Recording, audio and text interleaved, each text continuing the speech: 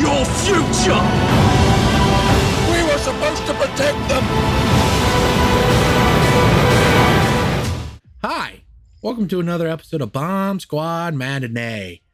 I'm your host and master of ceremony, Tanner Richard Kraft, and with me I have... Hi, I'm half Magneto on my father's side. Hi, this movie is such a special occasion. I dressed up my Dr. Pepper. It's got a coat on.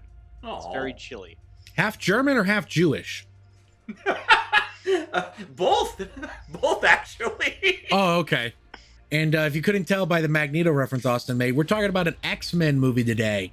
As a matter of fact, we're talking about what is arguably maybe the best X-Men movie, if you don't count Logan. We're talking about X-Men, Days of Future Past. But before we get into our thoughts on the movie, I got a bit of a warm-up question for you. I know that Joe and I are big X-Men fans. Austin, right.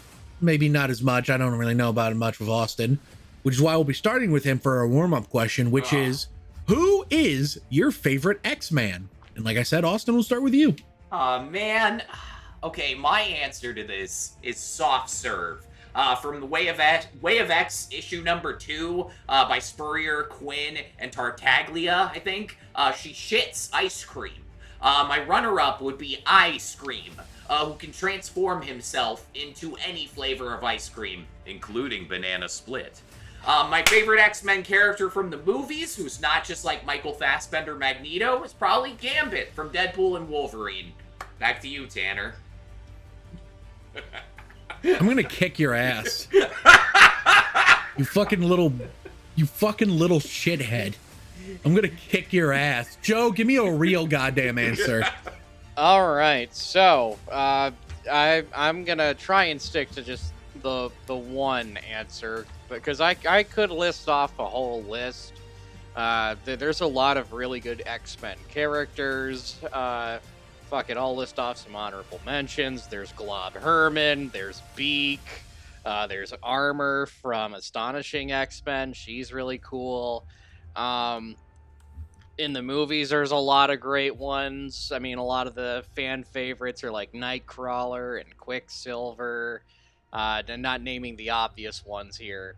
But you know, I'm gonna keep it simple. I'm gonna go with a character whose adaptation I liked both in the comics and in the movies. I'm picking Banshee. Banshee's a very fun character. He has a supersonic voice that can break shit, and it can also make him fly. He's a fun character in the comics. He might not be Irish in the movie, but Caleb Landry Jones, the creepy guy from Get Out, he plays Banshee in X-Men First Class, and every time he's on screen, I always fucking cheer, because he's like, other than maybe Michael Fassbender's Magneto and James McAvoy, he's up there as one of the better characters in that movie. And yet they chose solely to focus on Havoc, which is very funny to me, and he's barely in that movie. Anyways, that's another story for another day. But yeah, my pick is Banshee. Back to you, Tanner. Great answer. Now, there are a lot of fantastic X-Men characters. Banshee is great. Gambit is great. Rogue is great. Jean Grey is great. Colossus, Kitty, or Shadowcat rather. You know, there's a lot of great answers, which is why my answer is both kind of generic and safe. But it's a good answer because he is not just a X-Man. Dare I say it? And it's not that bitch ass Wolverine. This guy is actually the X-Man. And I think Joe knows where I'm going with it when I say that. I'm of course talking about Cyclops. Yeah. My boy. I was waiting for you to say the character that's actually named X-Man, but that'd be a funny bit. That'd be a funny bit. Cyclops is great. His powers is awesome. He's an awesome leader. And X-Men 97 finally put some fucking respect on his name in terms of modern adaptations. I like James Marsden in the role fine. I think he could have done exceptional stuff with it. It's just such a shame that he spends half of the runtime of the movies he's in whining. Yeah. Oh, And also, I mean, he dies in X-Men 3 like a bitch. absolutely. I'm sorry. I hate to say that word, but it's a shame how he dies in the third X-Men movie. Yeah. And also, how is that somehow the better adaptation of the Dark Phoenix saga? They had a chance to do it over and they did it worse. Yeah. How'd they do that? That's incredible. I know, the guy that wrote the last attempt at the Dark Phoenix saga that sucked, not only is he gonna write it again, we're gonna let him direct it this time. What if we got a second adaptation of the death of Superman that was somehow worse than Dawn of Justice? We'll finally have something to parallel X-Men 3 and Dark Phoenix. It's like if Zack Snyder both wrote and directed that version. Is that what the Rebel Moon movies are? I haven't seen them. I imagine that's what they are. Yeah, I haven't been bold enough or brave enough to watch any of the 4 Rebel Moon movies. I don't have time for that bullshit. I'm trying to remember the guy's name that wrote Batman v Superman. Chris Terrio? Chris Terrio, yeah. The guy that wrote Argo? The guy that wrote The Rise of Skywalker. He has range. You have to admit, he has range. The Argo screenplay is good. I don't get what happened. Yeah. He's got range of shit like I've got range of yeah, shit. I like don't have diarrhea time. and logs. I don't have time to watch the fucking Rebel Moon movies, but I do have time for X-Men Days of Future Past, a time travel movie. I was sent here for you. Well, tell whoever it was that sent you that I'm busy. It's going to be a little tricky because the person who sent me was you. And you know what, Joe? I know you've been itching to do it. I know you've been wanting to talk about it, and especially recently, it's maybe more relevant than ever. Mr. Vranick, take it away. What are your overall thoughts on X-Men Days of Future Past? Oh dear God, you're not kidding about this being more relevant than ever now that we've had 2 assassination attempts on a presidential candidate. So dare I say, second attempt barely counts. Okay, fair enough. I mean, No either shots way, were fired at the president. Oh, yeah. I mean, either way, like, especially a president that wants to do harm to a specific group of people if he's elected.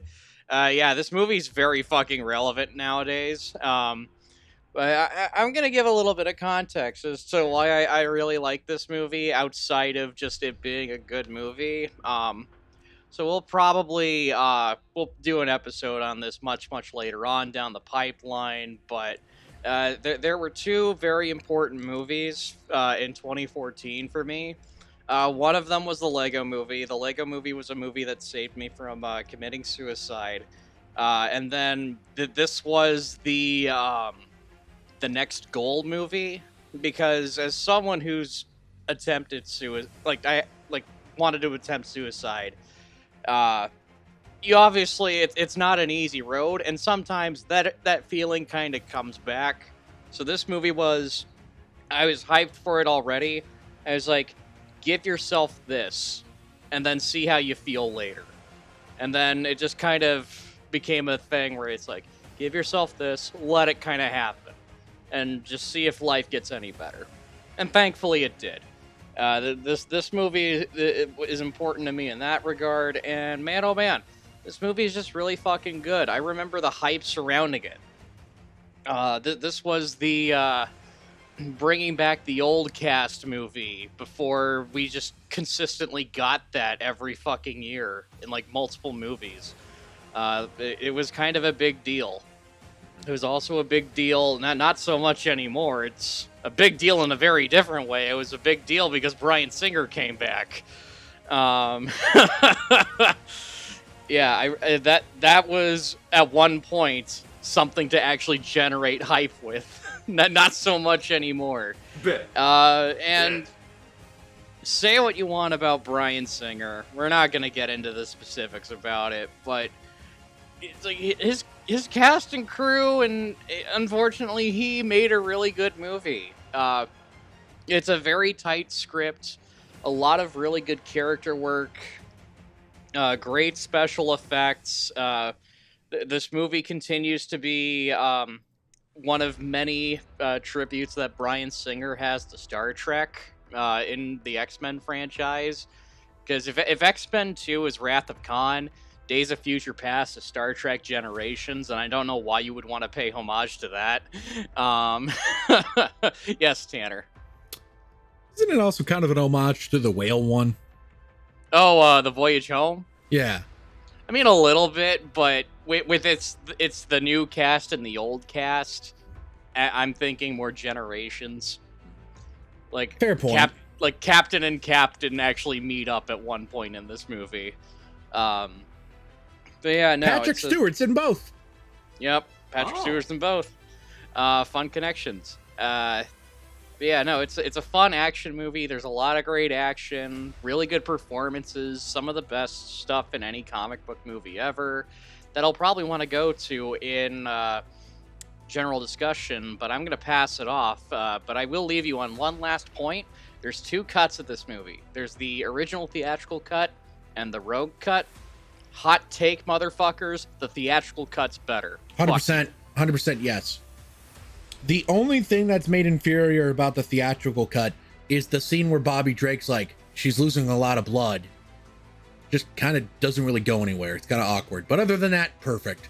Yeah. And it's and I like the action scene in the rogue cut. It kind of destroys the pacing. Yeah, the pacing's just dead in that movie after a certain point. Absolutely. Also, it's funny. I just want to say this real quick. You call the screenplay tight, and it is. The screenplay is great. I was looking at the writer of this here movie, and oh yeah, the screenwriter. It's the same guy that fucked up Dark Phoenix twice. Kind of incredible how these things work out. Austin, Yeah. I know between the two Marvel recordings we've done these past 2 days, this is the one you wanted to do. So tell us, why do you like this movie more than Guardians of the Galaxy?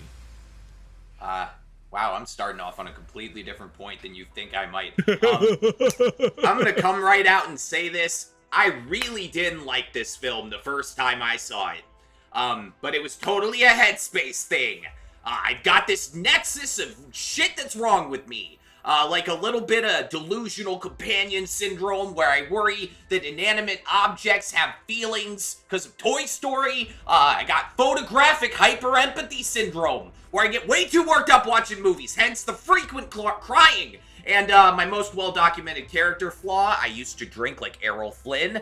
And let me tell you boys, this movie's a fucking bummer when you're drunk. That little part of your brain, that says, they're all gonna be fine, fucking leaves and goes to get cigarettes, and he doesn't come back until the end when Wolverine, like, wakes up next to the Temu clock. And now that it's been like 10 years and my mental health is way less of a shit show, I can finally see this movie for what it is, which is, we've all been saying it, probably the best X-Men film. And I say that as somebody who has never liked the X-Men franchise much, due to my internalized homophobia. And having seen good movies before. For those first two entries, the James McAvoy, Michael Fassbender X-Men movies really felt like Nolan dropping Batman Begins and The Dark Knight after some kinda corny, albeit foundational shit, like the first four Batman movies. The earlier ones, like, had their peaks, but these new movies had the sauce! Full neuron activation, genuine non-stop entertainment. And as we all know, this was the last great X-Men movie that was actually about the X-Men. Yeah. Talking about a plot where, like, the future is so fucked that even our strongest dudes cannot take down the bad guys. This movie is kind of like the antidote to plot armor. People are getting mutilated left and right, and their only salvation is changing the past. I think it says a lot that this plot is so good that Marvel ended the entire Infinity Saga by copying this thing, right? Something I wanted to point out that might be lost history for a lot of people. This picture was filmed in native 3D. In a world of, like, pop-up book-looking post-conversions, Days of Future Past boldly asks, what if we had a $205 million budget and only spent a little of it on cocaine? My whole watch through this time, not once did it occur to me that this was, like, filmed for 3D with real 3D, like, fucking cameras. Certain movies like Spy Kids 3D, Friday the 13th Part 3, they make the gimmick really obvious. They got shit coming out of the camera at you. But Days of Future Past doesn't have time for that shit. Days of Future Past is too busy renting 2 Phantom cameras so he can capture the best slow motion scene of all time in actual fucking 3D, right? And speaking of cool shit I didn't notice about this movie until I started doing a little bit of behind the scenes research, play a drinking game where you count all the times the characters are filmed in a way that obscures their faces. Like, shots going up their legs, over the shoulder shots from behind, characters fucking with a thing in their hands. I mention this because this movie is an actual, genuine scheduling miracle. Get this, 12 of the actors in the principal cast had block dates to work around. Now, for non-show business types, a block date is where you are 100% for sure filming something else, like a different movie, during that period of time. Get this, Patrick Stewart and Ian McKellen were doing a play together in New York and barely had just over 1 month on this set. The fucking schedule for this movie probably looked like a game of Minesweeper. And if so, if you're watching closely, you will see just how much, this director was able to get away with by cleverly shooting around the stand-ins. But man, this is a potent combination of some really cool shit. Everybody's favorite classic X-Men actors coming back to do one last big mission, while the new actors get to chew on some adventurous material. It's terrifying fucking Terminator, Game of Thrones, future universe, contrasting with Hollywood's favorite decade, the fictitious 1970s, now with 100% more groovy clothes and 100% less economic recessions. And it really does, for me, shine brighter than the movies in the original trilogy. Even the much beloved X2, I don't know how sacrilegious this is to say, to most people, sometimes for, like, technical reasons, because you just couldn't drop a baseball stadium around the White House using 2000 odds computer graphics, right? But mostly, because I think the new cast has that X factor that none of the old actors can compete with. Like, I love Patrick Stewart, I love Ian McKellen, Hugh Jackman's fantastic, they're iconic. That's why they got to tag along. But nobody in that original trilogy can compare to Michael fucking Fassbender.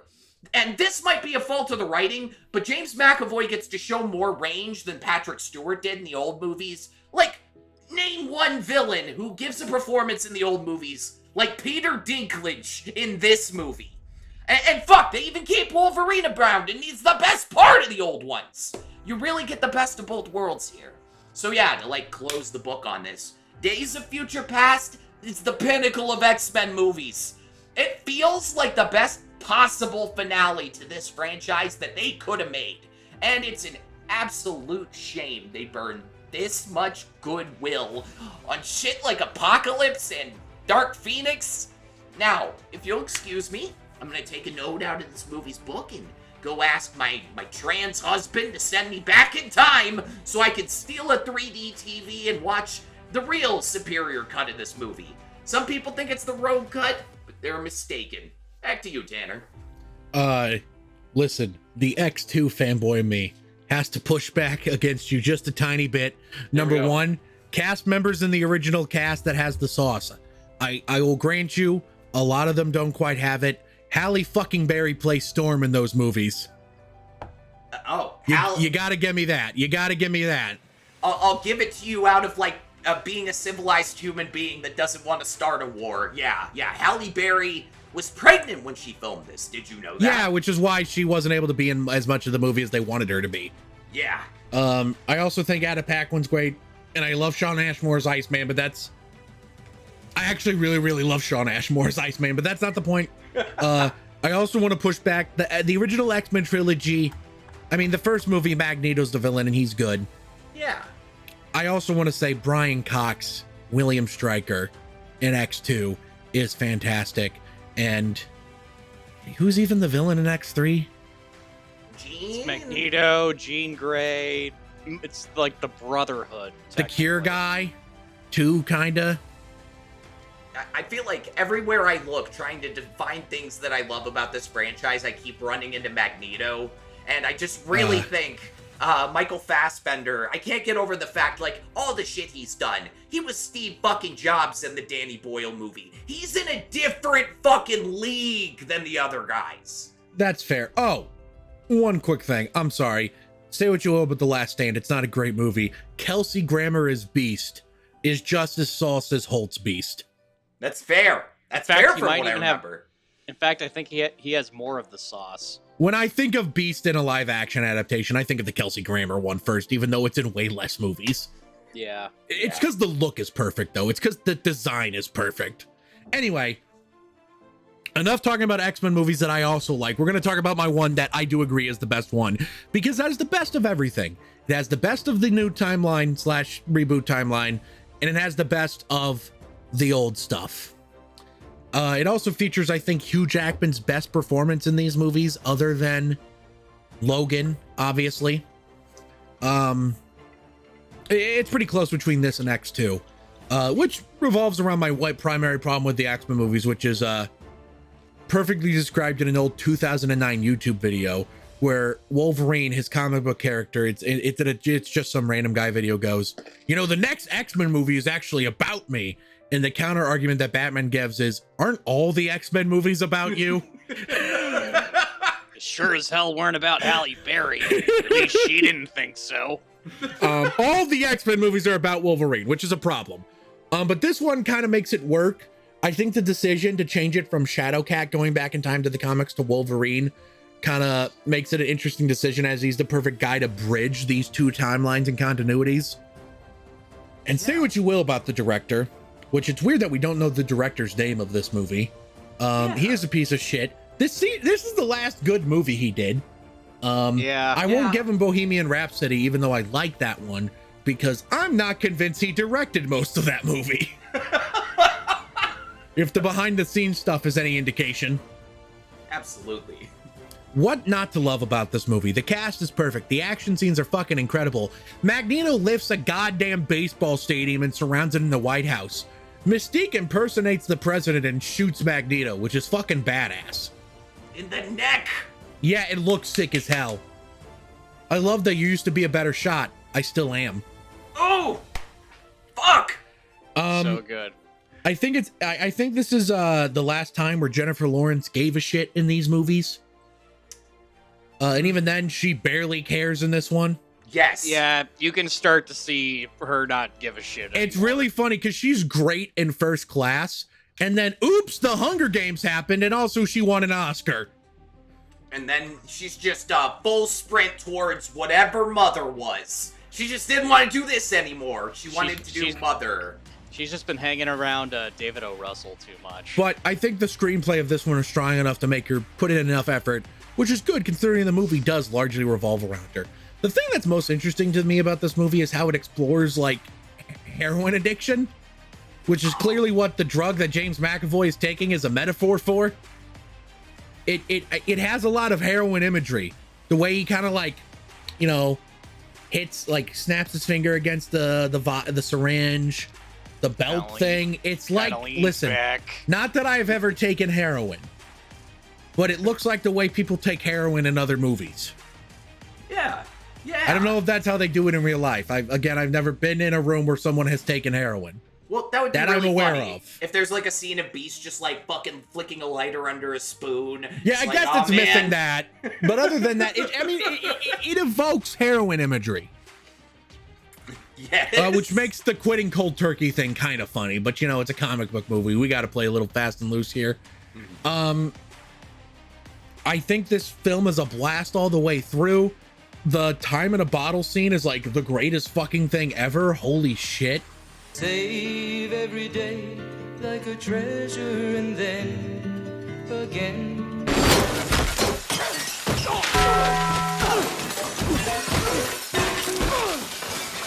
And I think it's telling that the best part of the subsequent X-Men movies are also the Quicksilver scenes, even though they're never quite as good as this one.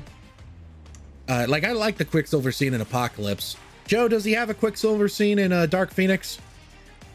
Technically, kind of, sort of, where like he's doing it as like part of a team. Is it good? Yeah, it's fine. Is it the best part of that movie? It's some of the best. The best part of that movie is the train fight at the end. Yeah, which is funny because it's in all the trailers. It's in all the trailers. Yeah, I hear that's actually a good scene. Yeah, it's pretty good. Yeah, I still haven't seen Dark Phoenix. I need to get around to it. I'll defend it. Yeah, it's fine. Hugh Jackman's great. Patrick Stewart's great. James McAvoy's great. Michael Fassbender's great. I love the look Michael Fassbender gives when like Evan Peters is like, my mom used to know a guy who could do that. When Fassbender's like, oh motherfucker, is this kid my son? We'll get into this. I love the JFK stuff about him being a mutant. It's kind of hard to go on, but I think fundamentally what I love most about this movie, and I will get more into this in general discussion, is the themes of hope and trying again.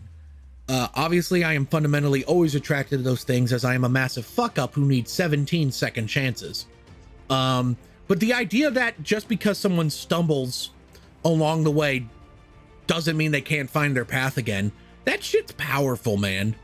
Can I jump in real quick? Are you going to correct it? Because I know I got it wrong. No, I'm not going to correct you. I'm going to say this because I had mentioned that this was my Get Back Up movie after I nearly killed myself. Seeing that in a theater on opening fucking night, I was a goddamn wreck. I bet it's powerful. That was something I needed to see and fucking hear. I bet it's powerful. That whole sequence. I want to get more into that in general discussion so we can all kind of take a crack at it. Yeah. I'm almost at a loss of what to say. There's so many little things. Like the way the times they cut to like the 1970s news camera style footage. And that shit looks really cool and interesting. I love the scene in Vietnam. I love the young William Stryker in this movie because half of his line deliveries are really fucking funny to me for some reason. It's the actor. It's the way he looks. He kind of looks... He looks goofy. He looks like he belongs in an American Pie sequel. I love the future sequence at the very end when we see how, like, oh, everyone's okay at the very end. I love that. Honestly, the things I want to say we can get into in general discussion. So we'll be right back after a quick ad. Quick ad. Fuck you guys. I think I do remember you now. We came to you a long time ago seeking your help. And I'm going to say to you what you said to us then. Of course I'm a bloody doctor. Welcome back from that ad break for another ad. Moviepalette.com. I got one right there. You can go there, add one for X-Men or your favorite movie. Enter the code SQUAD15 at checkout to save 15% on your order. Back to the show. So, there's a lot of stuff I can talk about here. There was something I wanted to bring up that I already forgot about, so I hope it comes back to mind. But I guess we'll just start out with the big one. The scene of this movie. I believe it was on our Spider-Man Bomb Squad movie night episode where we talk about, relative to the kiss scene in that movie, how some superhero movies, there are just these moments where it's like the moment of this franchise. And I believe we came to the conclusion, at least Joe and I did, that the moment for the X-Men franchise is Xavier talking to Xavier in this movie.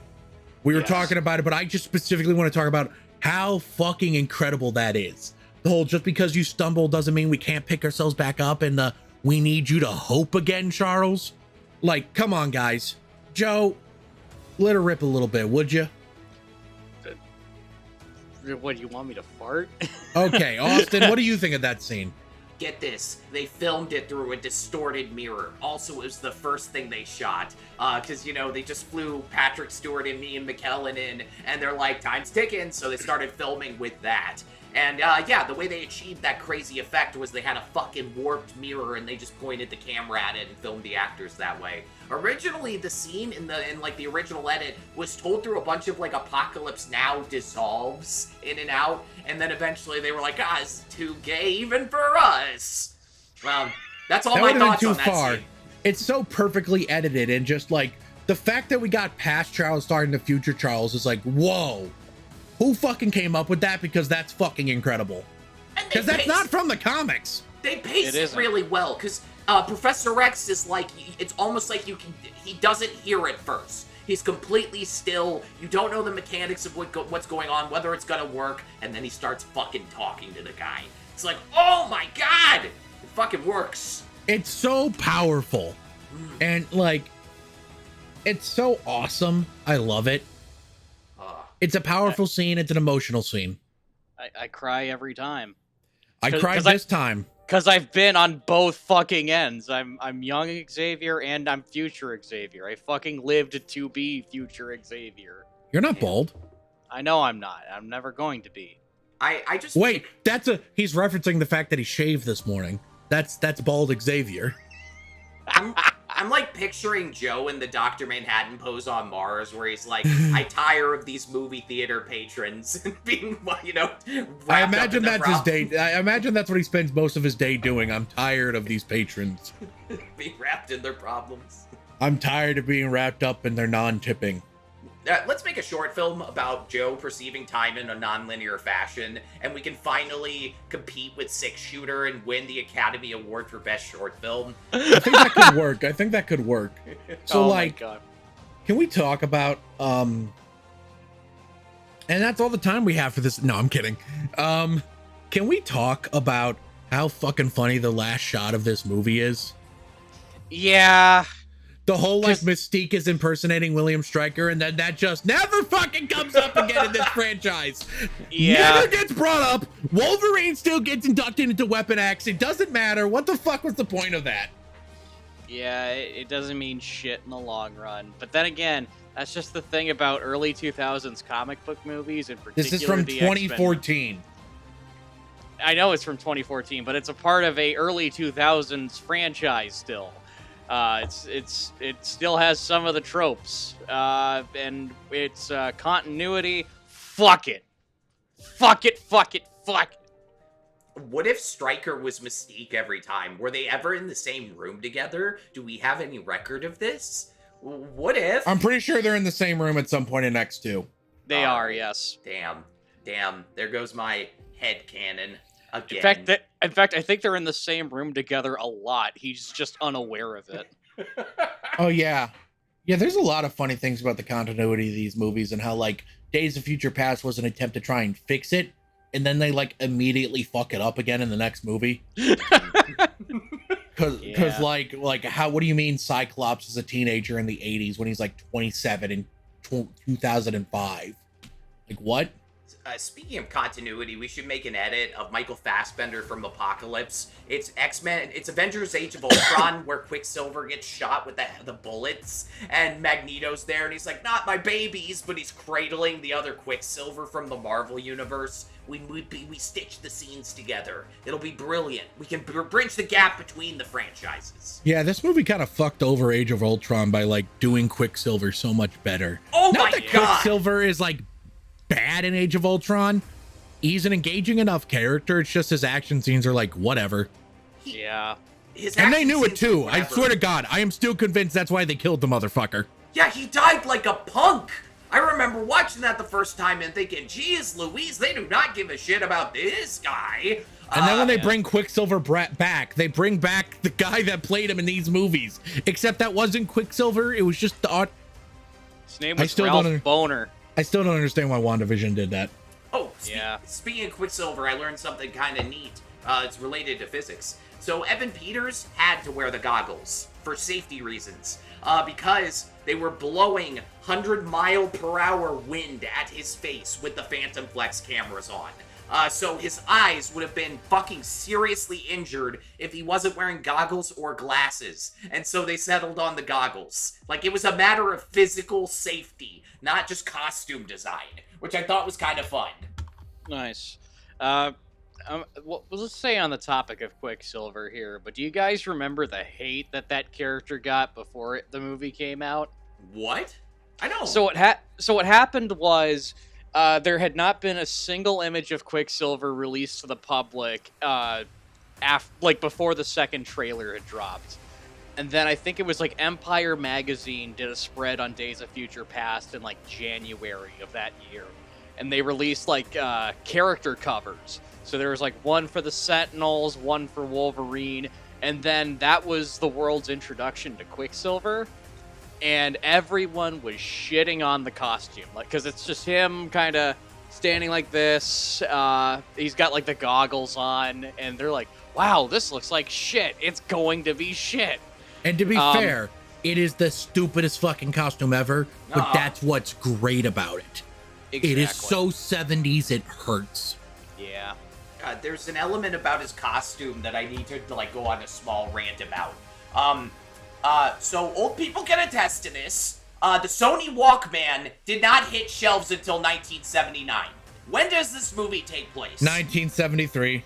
Right. So what the fuck is Quicksilver wearing that he's listening to his music on, right? Well, you know? Oh, I'm sorry. Were you about to explain? Because I was going to give my explanation, which is that the plot of the 2023 Flash movie happened to Quicksilver, except the only thing that was a consequence is that the Walkman came out 10 years earlier. Dig this. They fucking have a better thing. It's called a stereo belt. Invented by this German-born dude, this German guy named Andreas Pavel, right? It's like Batman's fucking utility belt, except it could play cassette tapes. He made a real prototype for this. There was actually a lawsuit over this when Sony dropped the Walkman. It didn't go well for the German guy initially. Like Sony was like, oh, we'll give you a little bit of the Walkman's profits from Germany. And he said, fuck you, pay me. Then Sony revealed that, get this, they sent a portable tape player into space on the Apollo 11 mission back in 1969 and didn't tell anybody. So the court dudes went, God damn, and they made Pavel pay Sony's legal bills. But around 2004, the tide turned because of weird, complicated, like, international patent reasons. And so Sony ended up paying Pavel an undisclosed $8-figure sum. That is how that story ends. He got super fucking rich off the stereo belt. For the audience, 8 figures represents a minimum of $10 million. Yep. And that is what Quicksilver is wearing in this fucking movie. That's cool. Right? Yeah. Jesus. I like my explanation better. Yeah, honestly, mine is kind of dumb. I like the idea that, like, remember the ugly CGI babies in The Flash? What the fuck? Yeah. Do you guys think there's a better slow motion scene in a movie than this? Everything Ever All at Once, the beating the cop to death with the 2 dildos. I was gonna say the one from Over the Hedge where Hammy drinks. Shut the fuck up! Jesus goddamn Christ! That's a commentary track right there. Over the Hedge, okay. Came out the same year as The Last Stand, but let's go back to Days of Future Past. I want to bring this up, still on the topic of Quicksilver. Did you guys know that he was not initially supposed to be the character that helps break Magneto out of the Pentagon? It was supposed to be Juggernaut. It was supposed to be the Juggernaut. And I'm the Juggernaut, bitch! It was going to be Juggernaut, and he was going to be played by Josh Heldman. If that name sounds familiar, it's because he is in the movie. They wound up scrapping Juggernaut, I think, for like logistical reasons. But they liked Josh Heldman, and they had him already cast. So they were like, hey, you look at least close enough to fucking... Danny Houston, do you want to play William Stryker? He's like, yeah, sure. So that's how he wound up being Stryker in the movie, but he was originally supposed to be Juggernaut. Interesting. Do you guys know that James Cameron is tangentially connected to this movie? How's he connected to this? 3D. Because, and this is according to the director of the movie, who will not be named, even though I think Joe said his name earlier. According to the director of this movie, he had a 2-hour discussion with James Cameron about how to make the time travel concept work. And the concepts they discussed included quantum physics, alternate universes, and string theory. And to that I say, bullshit. I can believe James Cameron understands that. Nothing the director of this movie has ever done has indicated he has that level of intelligence. He directed that, what's that weird, mediocre World War II movie he made? Valkyrie. Yeah, and Superman Returns, like, come on, guys. Okay, here's how much he who shall not be named, the director of this movie, thought about time travel on a deep level. For a lot of the edit of this movie, his editor friend who he's known since film school, I think his name's John Ottman, and him were arguing, Brian, kept wanting to put a time tunnel in. So this is also a thing kind of in Avatar. When people like go into the Avatar brain, you see the fucking tunnel for a second. They really, like, Bryan Singer kept going, I want a time tunnel in it. Let's do a time tunnel. And then they kept like waking up the next day and being like, man, that time tunnel shit is dumb. And then 2 days later, they'd be like, let's go back to the time tunnel. Like, I don't think they were talking about quantum physics. Yeah. So, let's talk about it. I remembered the other thing I wanted to bring up. In this movie, why is Magneto in prison? He curved the bullet. Right? He pulled They a think wanted. They think he killed Kennedy. He claims he was trying to protect Kennedy, which just show you did a shit job, mate. Because he was a mutant. What do we think John F. Kennedy's mutant power was? Gigantism, right? Isn't that well documented? Didn't he have the big boy syndrome? He had Addison's disease. That's the big one I'm aware of. He was just too large. JFK. Yeah, you know, maybe JFK's, because you know how like in the comics this is talked about, 90% of mutations in the comics aren't like cool powers, it's just bullshit.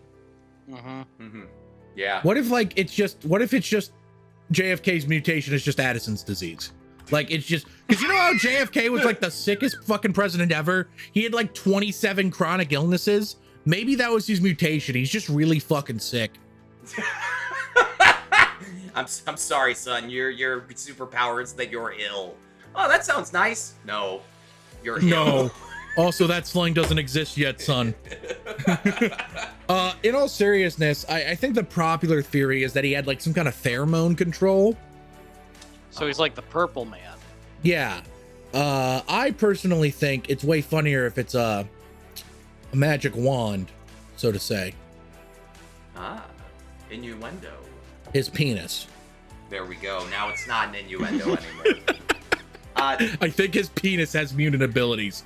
Honestly, I think JFK's penis can like access the same universe that Cyclops' eyes can. When JFK comes, it's lasers. It's fucking lasers. It's concussive blasts. Oh JFK comes and he goes, "Oh God, I blew a hole." That's what the Cuban Missile Crisis was about.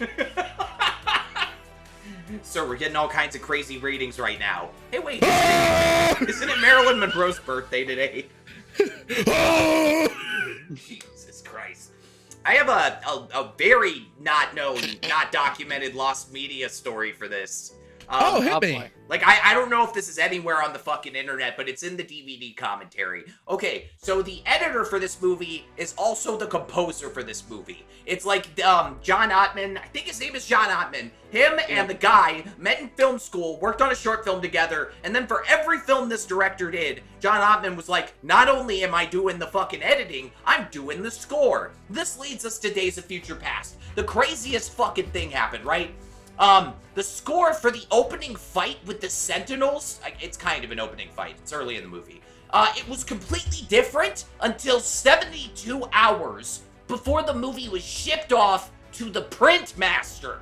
The dude had to arrange a 4-minute song with an 100-piece orchestra in 3 days. The movie was about to ship out. Bohemian Rhapsody aside, that is fucking talent. Also, the movie shipped to China early, so they're the only people on the planet who have heard the original version of Time's Up. Only people who saw this in theaters in China during the original run. And as far as I know, that's fucking nowhere. If somebody on the internet wants to like fish out a Chinese cam rip, there's a weird version of the song fucking nobody's heard, only included in there. And yeah, it's like nowhere on the internet. It's very odd. Of like the song in the slow-mo scene? No. When the Sentinels are fucking murdering everybody, and then okay. And then Elliot Page is like, "You're too late, bitches," and then they fucking go back to the past. That song over that scene where everybody's just getting fucking mutilated. There was a more experimental, weird version of it, and all the executives had their arms crossed, and they were just like, "You really gonna go with this, boss?" And so he remade a new version in 3 days. That's fascinating. That's really cool. Yeah. Speaking of things that are quote-unquote lost from this movie. Yeah. Did you guys notice that as far as I know, this is the only X-Men movie that was made when he was alive that doesn't have a Stan Lee cameo? Yeah, because in Apocalypse, he's staring up at the nukes. X2 does not have a Stan Lee cameo. Why do the best X-Men movies not have Stan Lee cameos? I have no fucking idea. That's a weird trend. Because generally people agree out of the first 3, the best one is X2, and out of the McAvoy-Fassbender timeline, the best one is this one. Stan, what were you up to, man? Well, I know the reason why he wasn't in First Class was because they weren't shooting in the States.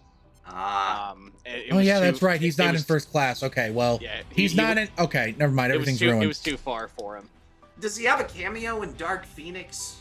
No. That if he did, it wasn't included in the final movie.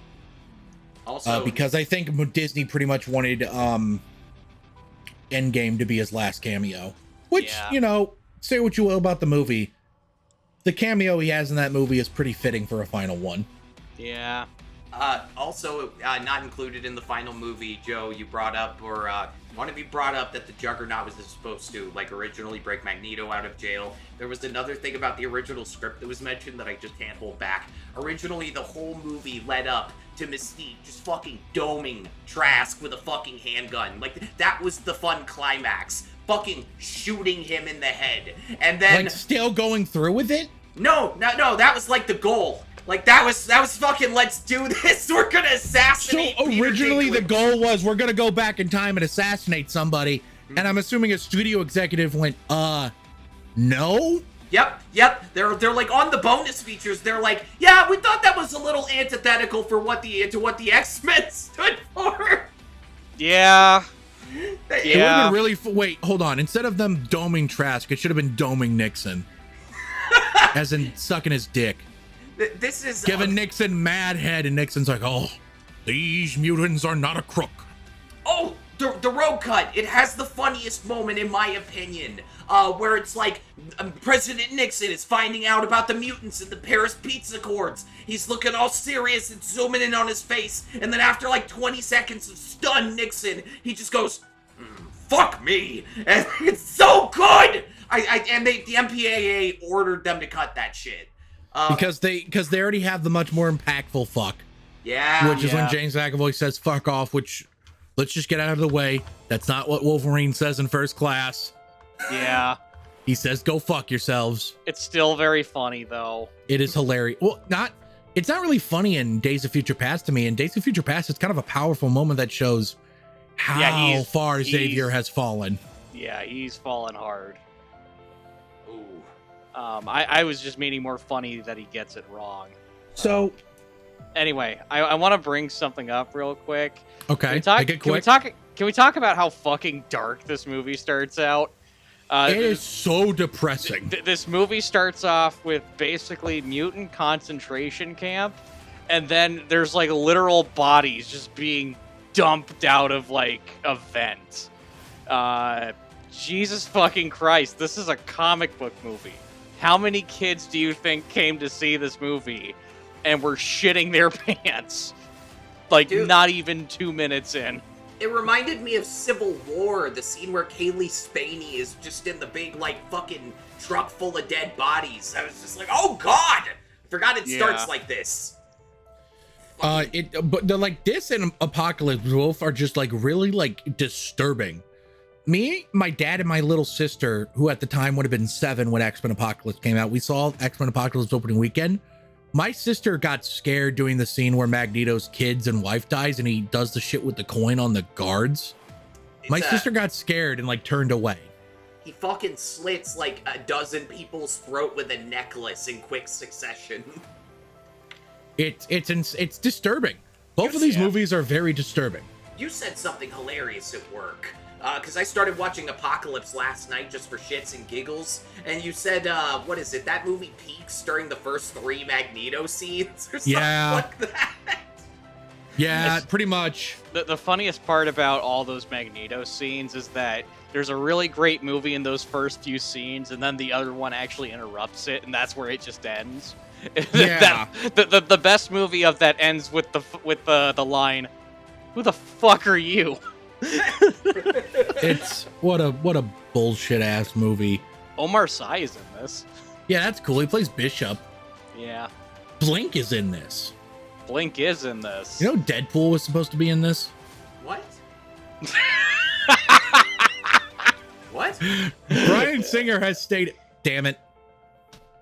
I fucked up. We've all said his name at this point. We've summoned him. He is Beetlejuice. Rachel Summers, Psylocke, Gambit, Jubilee, Nightcrawler, and Deadpool were apparently all in this movie in a certain draft, but were cut for runtime purposes. And to that I say, how the fuck do you integrate Deadpool into this movie? Yeah, Unless it's just the X-Men Origins Wolverine version again. Yep. Oh my Yeah. god. Peter Dinklage is cool in this movie. He's great in this. You know that Bryan Singer said he based him off of Adolf Hitler? Really? Yeah. No, his quote about it is so funny. As Hitler used the Jews as a scapegoat to bond the darker parts of Europe, he's doing the same thing with mutants. But he wasn't a 6-foot perfect blonde Aryan. He was a short, funny-looking fellow. Tell me he's talking about Hitler. I think he is. Good. But I also wouldn't put it past him to think that Hitler was 6 foot tall and blonde. Yeah, that's totally fair. I heard a funny trivia about this movie. Somebody actually tanked a whole test screening of this. Because I imagine our audience is the type who might get invested enough to go to preview screenings like you, Tanner. Somebody found out, and none of the above-the-line crew know how, and they tweeted before a test screening. They're like, hey, I'm going to a test screening for the new X-Men movie. Nobody had showed up yet. No one had signed any NDAs. The whole fucking, Twitter media apparatus saw this, and Bryan Singer, by 4 o'clock in the afternoon, was just shitting his pants with terror. It was like unfinished VFX. They hit the ending from every test screening of this that was ever screened. That was saved just for the premiere. But yeah, if you want to get your test screening canceled, go on social media and talk about the test screening you're about to see. Because if you guess it right, congrats. You just fucked up everybody's night. I didn't know they do that. Did it get canceled? It got full-blown canceled. Yep. That's so funny. Yeah, you're not supposed to know what the test screening is going in. If you magically find out, no, you didn't. Yeah, just hide that. So, here's something I was thinking about. This movie's 10 years old, right? Yeah. Mm-hmm. This movie came out 14 years after the first X-Men movie. We're getting dangerously close to this movie being as old as the first X-Men movie was when it came out. Ooh. Yeah. Oh, man. That's crazy. That's fucking crazy. Yeah. We're getting old, guys. Old, starring Thomas and Mackenzie. Old. The beach that makes you old. So what happens when Wolverine goes to the beach that makes you old? Well, actually, what happens there? M. Night Shyamalan, get on this. M. Night, I'm gonna give you a call later. I need you to answer me some questions. Wait, I love to think he just turns into the Iron Throne from Game of Thrones, kind of slowly and painfully. Well, No. and he's got it's that happens, but he's got to do it like Abby Lee Kershaw in that movie where she becomes the Space Jam ball. You know what's always cool about Wolverine in this movie is when he gets shot at and then he just heals the bullets out. Oh, yeah. Yeah. Why do you think Deadpool and Wolverine have a shot of him doing that, man? Because it was poorly made. I love it so much. It's not a movie. But this is a movie. This is actually a movie. This is a movie. It's got structure. It has themes. It has character arcs. Yeah. It's also got fun cameos, but oh shit, they mean something. Oh, man. It's genuinely impactful when Cyclops shows up at the end of this. No, especially when Hugh's just Scott, good to see you. Because you know what? Damn, it is good to see him. Yeah. Then we never saw him again. Yeah. Because he probably fucking killed himself. Speaking of the end of that movie, Famke Jensen, yeah. at the end of this movie, listen, I'm not usually the type of person to do this. She looks so goddamn attractive in that final shot. I don't know if it's that outfit or the shade of hair she's wearing. She is so fucking hot in this movie. It was distracting this most recent time I watched it. I was just totally locked in on how hot she was. Hey Tanner, I've got an answer to that question for you. It's yes. Is it just that she's hot? Yeah, it's okay. Yes. What about a porn parody to this movie called Sex Men, Gays of Future Ass? There is a hold on. Oh boy, he's looking it up. Days of Future Past porn parody. There we go. The real content begins. Content. All right, hold on. Okay, that's. Hey Jamie, play that video with Snake. Is he playing Magneto? All right, let's throw some numbers our way. I think he's playing Magneto on that. Oh, that's Rogue. What are you doing putting Prince Albert in a can? You better let him out. Unzips the fly. It's a dick piercing. I'll have to show you the screenshot I'm looking at right now later. It's an appropriate screenshot. The one I'm looking at right now is appropriate. Okay. All right, now that we've got it demonetized because we fucking brought up porn, is traskindustries.com still available? I don't think it is. It would be very funny if it was, though. Oh, it just directs you to disney.com. Oh. I will say that was kind of a fun when it was happening. Movies used to have like cool marketing like that. Yeah, it was fun. I liked it. Like there was a whole mini documentary about Magneto and his involvement with the Kennedy assassination. There was like photos from the future that kind of like bring you up to speed on what happened. Like movies don't have online marketing campaigns like that anymore. Longlegs. The Matrix Resurrections was like the last one to. Oh, did Longlegs have one? Longlegs had a huge viral marketing campaign about the birthday murders. It was fucking creepy. Some of the stuff from that viral marketing campaign was scarier than the movie. Speaking of Magneto, this is the last time we see Ian McKellen in the role. It is. We've seen Patrick Stewart since twice. Mm-hmm. We've obviously seen McAvoy and Fassbender since then. In movies, we've like seen the actors on the street. Dude. Oh, James McAvoy, he's right there. I'm Of just course, thinking, I'm a bloody doctor. in fucking Multiverse of Madness. Dude, in Multiverse of Madness, Patrick Stewart is like, and the smartest man alive. And it's just Magneto, but old Magneto. And he's just It's like, just, no, I'm just, all I can think of is, whenever I think of Patrick Stewart in Multiverse of Madness, I just think of him going, Anyway, we're talking about old Magneto not showing up in any of these other movies. You know, I'm kind of okay with the fact that his final lines in the entire X-Men franchise are, all those years wasted fighting each other, Charles, to have such a precious few of them back. it's such a good line. It's And such a McKellen good delivers line. it with such gravitas that you're just locked the fuck in. Yeah. You could also tell he was happy to be there because there was an actual set and people he could act off of. Yeah. Peter Jackson. Oh, man. Really flubbed it there. My God. That is what it's about, though. Yeah. So something interesting about the baseball stadium thing. It's just baseball nerd me. Okay. That's the old Robert F. Kennedy Memorial Stadium. Are you with me Okay. so far? Okay. Yeah. The Washington Senators played there until September of 1971. After that, they moved to Texas and became the Texas Rangers. Okay. The Washington Nationals are the next team to play there in 2005. Why the fuck is that guy laying down chalk?